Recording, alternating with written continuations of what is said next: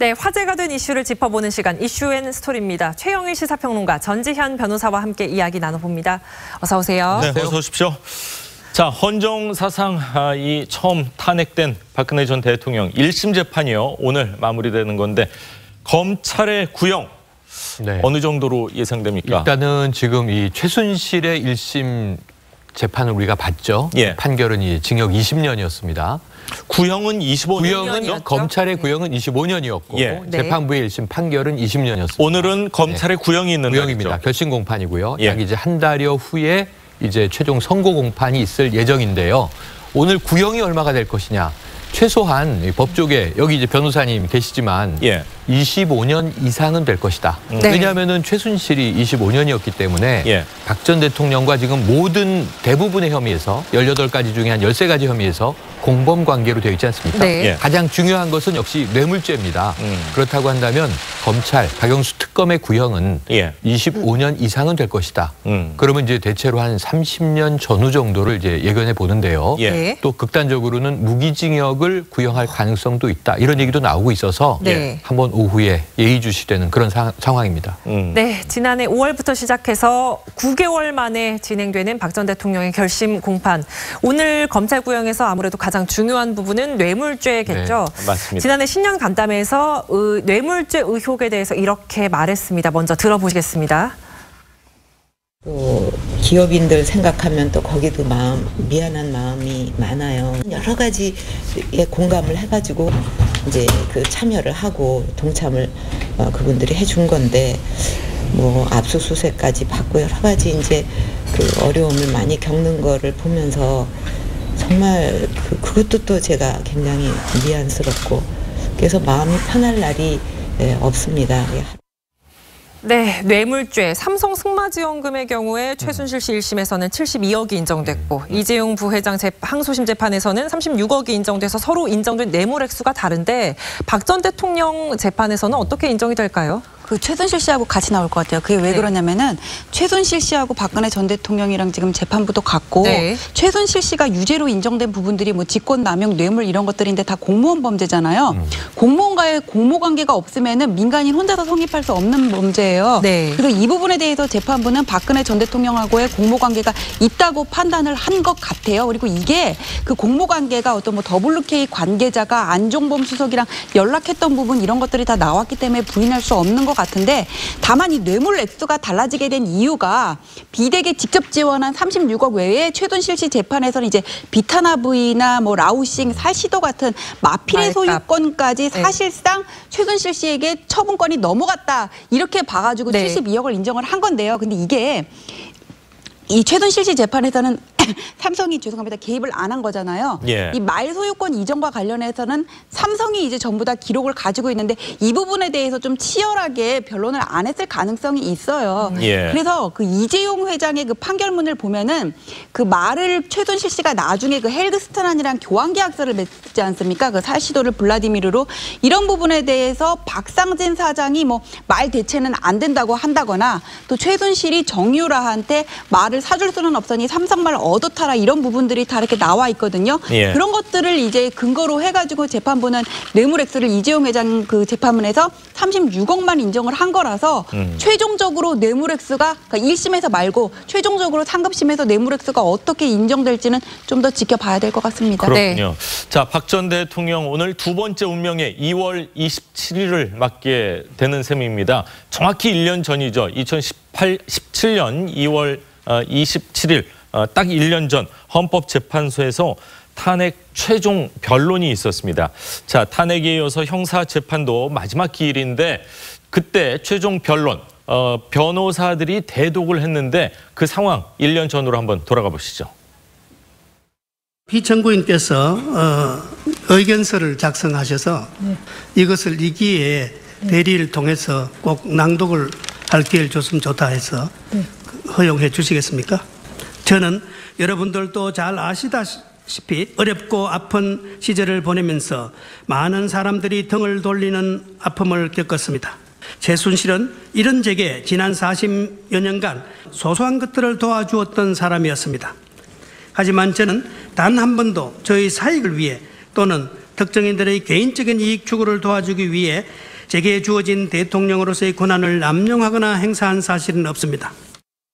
네, 정확히 1년 전입니다. 박 전 대통령 오늘도 역시 법정에 나오지 않을 것으로 예상이 되는데 작년 11월 28일부터 이제 궐석 재판이 진행이 됐습니다. 보통 피고인이 나오지 않으면 판사님 입장에서는 죄를 뉘우치지 않는구나 하고 조금 더 강한 구형이 그렇게 보겠죠. 반성의 기미가 없다 이렇게 보겠죠. 아니, 그러니까 반성의 기미를 보이는 게 양형에는 유리할 수 있는데 박근혜 전 대통령은 지금 혐의 자체를 부인하고 있잖아요. 예. 네. 그래서 최후 진술을 하건 안 하건 형량에는 차이가 없을 것 같아요. 부인을 아마. 하니까 반성할 것도 없는 건가요? 예, 그러니까 인정을 해야 그 다음에 반성을 그렇네요. 하는 거잖아요. 네. 근데 부인을 하니까 반성할 것도 없는 거고 아마 안 나오실 거예요. 그리고 네. 탄핵 심판 때는 변호인들하고 이 커뮤니케이션이 됐기 때문에 대독이라도 했는데 이번에는 그런 절차도 없을 것 같고요. 하지만 보통 이렇게 피고인들이 최후 진술을 하는 게 일상적이기는 하지만 이번 사건의 경우에는 안 하신다고 해서 형량의 차이가 있을 것 같지는 않습니다. 그렇군요. 네, 박 전 대통령 선고일이 3월 말이나 4월 초로 잡을 네. 것 같다고 하는데 이 다른 재판들이랑 좀 다르게 일정이 진행이 된다면서요? 일단은 이 죄목이 너무 많잖아요. 혐의가 18가지. 네. 예. 이것에 대해서 재판 과정도 역대급으로 길었고요. 이 동원된 증인들과 이 증거 굉장히 많은 그 혐의들을 이제 서로 이제 이걸 증명하고 또 반대 기각하기 위해서 치열한 다툼을 벌여왔습니다. 그런데 이게 중후반부터 조금 기운은 빠졌어요. 왜냐하면 박 전 대통령이 구속기간 연장에 항의하면서 사실상 재판 거부에 돌입하지 않았습니까? 그 이후로 재판장에서 그 이전에는 어쨌든 그 사선 변호인들과 재판장이 출석하는 모습을 계속 봐왔는데 네. 이제는 이제 구치소에서 나오지 않고 있는 상황입니다. 그러다 보니까 이게 본인이 없는 궐석 재판으로 오늘 구형이 이루어지고 사실은 선고 공판 때도 나오지 않을 공산이 아주 커 보입니다. 예. 그러니까 저는 좀 답답한 대목이 뭐냐면요. 아까 1년 전을 봤지만 탄핵을 다투고 있었던 헌법재판소나 그때는 이 박 전 대통령의 신년사도 그랬고 여러 가지 상황들을 부인할 수 있는 정황이 있었어요. 하지만 지금은 그러기에는 증거가 너무 많이 쌓였다. 네. 물론 초기에도 증거는 자꾸 넘친다. 이런 얘기가 이제 검찰 특검에서 나오긴 했었습니다만 지금은 또 뭐가 있냐면요. 이번에 1심에서 다투는 36억 혹은 72억 이 삼성과 관련된 뇌물 여부의 문제만이 아니라 그 이후에 국정원 특활비가 또 36억이 나온 거예요. 근데 이건 문고리 3인방이 다 인정을 해버린 상황이고 용처까지도 의상비에 썼다. 기치료, 침치료에 썼다. 이런 얘기들이 다 또 증언으로 나왔기 때문에 이 부분도 회피하긴 어려운데 그렇다면 박 전 대통령도 뭔가 국민들에 대한 사죄의 모습은 좀 보여주시는 게 옳지 않겠나. 이 무조건 부인만으로 될 문제는 아니다. 이런 생각을 해봅니다. 네. 그렇군요. 그동안 박 전 대통령에 대한 수사 과정에서요. 측근들이라는 사람들이 등을 돌리는 모습을 많이 보였습니다. 그런데 어제 조사를 받으러 간 김장수 전 청와대 국가안보실장 박 전 대통령에 대한 의혹, 세월호와 관련된 의혹에 대해서는 부인을 했네요. 예, 부인했습니다. 그 영상을 좀 이따 보여드릴 텐데 저는 오늘 아침에 조선일보에 실린 유영원 군사전문기자의 컬럼 일부분을 조금 소개하고 싶습니다. 어제 조사받은 김장수 그리고 오늘 김관진 두 청와대 전 안보실장이 이제 어제 오늘 검찰의 소환을 받습니다. 박근혜 대통령 때 실장했다가 이제 지금 혐의를 받는 건데 기억해 보시면 이 두 사람은 지금 한국에 대한민국에 와 있는 김영철이 정찰총국장을 하면서 천안함 폭침, 연평도 포격, DMZ 지뢰 도발 이런 거 할 때 두 사람이 국방부 우리 대한민국의 국방안보 수장으로서 맞섰던 사람입니다. 한 사람은 꽃꽃장수로서 또 김관진 효과라는 이름이 있을 정도로 장관할 때 북한의 도발을 막았던 사람인데 오늘 유영원 군사전문기자는 혐의가 있으면 소환해도 좋다. 근데 하필이면 정찰총국장 출신의 김영철이 와서 국빈 대우를 받는다고 이렇게 논란이 되는 이 시점에 그 당시에 국방수장이었던 김장수, 김관진을 굳이 이때 소환해서 극명한 대비를 보일 필요가 있느냐. 군들 내에서 모욕감을 느낄 수도 있겠다라는 지적을 했는데 저는 이 지적이 검찰이 소환하지 말라는 것도 아니고 조금 시점을 조절할 수 있지 않았나라는 생각이 들어서 조금 안타까운 생각이 듭니다. 어제 그 김장수 실장이 박근혜 대통령 관련된 질문에 답한 부분 잠깐 보시겠습니다. 네, 세월호 천사 보고 시간 조작하셨습니까? 그건 검찰에서 이제 판단할 거고요. 박근혜 전 대통령의 지시가 있었습니까? 그런 지시를 어떻게 합니까? 지시가 없었다고 이해하면 될까요? 검찰에서 더 밝혀질 겁니다. 자, 오늘 오전에 이제 검찰 구형이 이제 이루어진 거죠, 재판이? 오늘 결심 공판이니까 마지막 이제 결심 끝나고 아마 원래는 피고인의 최후 변론 같은 거를 뭐 최후 이야기를 들어야 될 텐데 안 나오실 게 확실시되니까 변호인이 뭐 대독하는 일도 아마 없을 거로 보이고요. 뭐 지금 이 소통이 안 되니까 그렇다면 그냥 검찰의 구형을 마지막으로 오늘 결심 공판이 끝날 것으로 보입니다. 그렇군요. 자, 오늘 오전 과연 탄핵을 받은 첫 대통령의 검찰의 결심 공판 어떻게 될지 계속해서 지켜봐 주십시오. 다음 이야기를 좀 하겠습니다. 서지현 검사의 폭로로 불붙은 미투 운동. 벌써 한 달 가까이 이어지고 있습니다. 문재인 대통령이요 처음으로 미투 운동에 대한 공식 입장을 내놨습니다. 잠시 들어보시죠. 피해 사실을 폭로한 피해자들의 용기에 경의를 표하며 미투 운동을 적극 지지합니다. 피해자의 고소가 없더라도 적극적인 수사를 당부합니다. 사회 곳곳에 뿌리 박힌 젠더 폭력을 발본색원한다는 자세로 유관부처가 범정부 차원의 수단을 총동원해 주기 바랍니다. 네, 문재인 대통령이 미투 운동을 적극 지지한다 이런 입장을 내놨는데 어떤 의미로 받아야 될까요? 그러니까 미투 운동이 워낙 들불처럼 번지는데 우리 정부 쪽에서의 입장이 조금 안 나오지 않느냐라는 생각이 있었는데 뭐 한 타임이 늦을 수도 있지만 청와대에서 대통령께서 아주 엄정한 의지를 보였습니다. 지금도 보셨지만 적극 수사, 신분 지위 어떻든 엄벌, 발본색원, 수단 총동원 이런 표현이 아주 다 총동원 됐습니다. 그래서 이 청와대는 물론이고 범정부 차원에서는 미투 관련된 피해자들을 적극 보호하고 가해자들을 강하게 벌하는데 우리도 힘을 보태겠다 이런 의지를 밝히신 건데 하나 걸리는 건 아마 이제 탁현민 행정관 같은 경우는 이 사안과 또 관련해서 다시 한 번 더 논란이 제기되지 않을까 그런 생각은 듭니다. 네, 진영 논리 없이 엄정하게 수사를 하겠다 이런 의미로 받아들여지고요. 한편 미투 운동의 시작이었죠. 안태근 전 검사장이 어제 피의자 신분으로 검찰에 소환되면서 한 달 만에 모습을 드러냈습니다. 그런데 기자들의 질문에 직권 남용 혐의에 대해서 물었을 때는 입을 다물었거든요. 화면으로 먼저 보시겠습니다. 성추행 혐의 인정하시는지 한 말씀만 부탁드리겠습니다. 검사님 질문에 성실히 답변드렸습니다.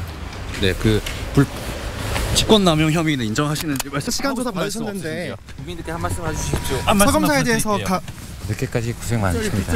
사과 여부에 대해서는 어떻게 직권 남용 혐의는 인정하시나요? 죄송합니다. 직권남용 혐의 인정하십니까? 서지현 검사한테 하고 싶은 말씀 없으세요? 인사보복 혐의에 대해서 인정하십니까? 성추행 폭로 계속되고 있는데 하실 말씀 없으십니까?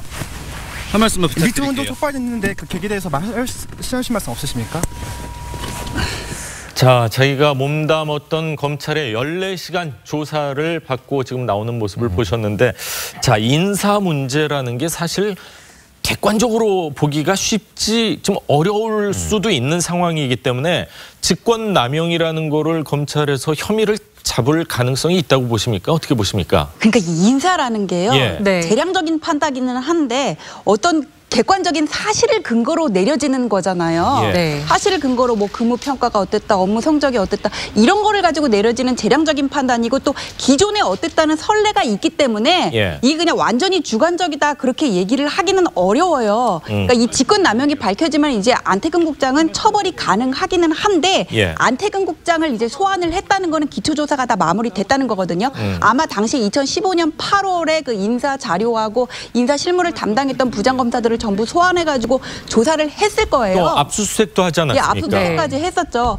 그런데 저는 이게 궁금한 게 뭐냐면은, 그러니까 말씀하셨던 것처럼 이게 기존의 선례도 있고 어떤 근거를 가지고 당시에 인사 조치를 했을 텐데 이 데이터만 가지고는 찾기가 어려웠을 거예요. 그래서 당시에 뭐 안태근 국장이 어떻게 입김을 넣었다든지 이런 부분에 대한 당시에 담당자들의 어떤 진술이 확보가 됐어야 되는데 이 부분이 확보가 확실하게 됐을지는 잘 모르겠어요. 그래서 저는 안태근 국장을 직권남용으로 처벌할 수 있을지에 대해서는 세모 지켜봐야 될 것 같아요. 가능성이 반반 정도로 보시는가 봐요. 가능성이 확실히 있다 그렇게 말하기는 어려워 보여요. 그렇군요.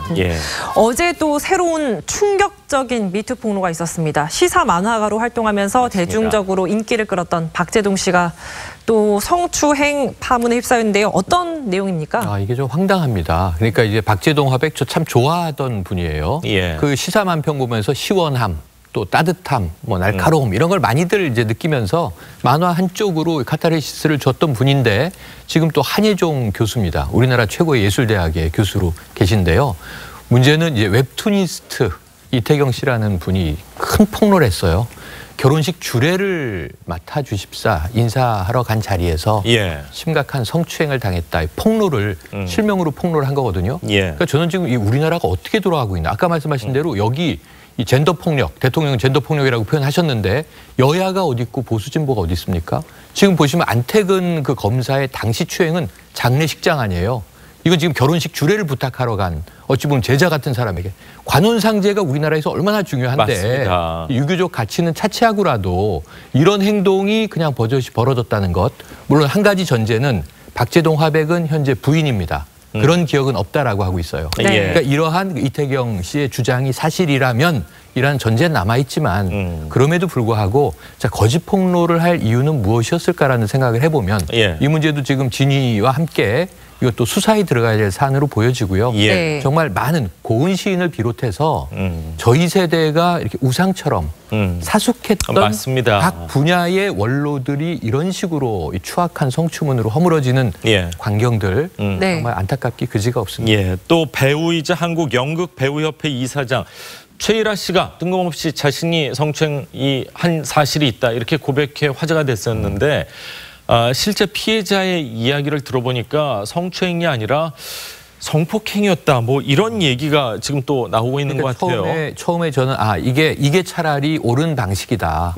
빠르게 인정하고 빠르게 자숙의 시간으로 들어가고 그리고 피해자에겐 정말 정중한 사과를 하고 시간이 흘러서 근데 이제 우리 공소시효 문제 계속 얘기하는데요. 법적 처벌의 대상이라면 처벌을 받되 지금 이 이야기들은 굉장히 오랜 이야기예요. 25년 전, 20년 전 이래요. 그렇기 때문에 법적 처벌은 어려워 보이지만 진심으로 사죄하고 용서를 구하는 모습을 보이면 차라리 그게 낫다. 지금 부인하는 인물이 대다수 아닙니까? 맞습니다. 그래서 최일화 씨 차라리 잘한다 이런 생각을 했는데 알고 보니까 이 묘한 또 뭐가 있는 게 성추행을 사과한다 그랬는데 피해자는 성폭행이라는 거예요.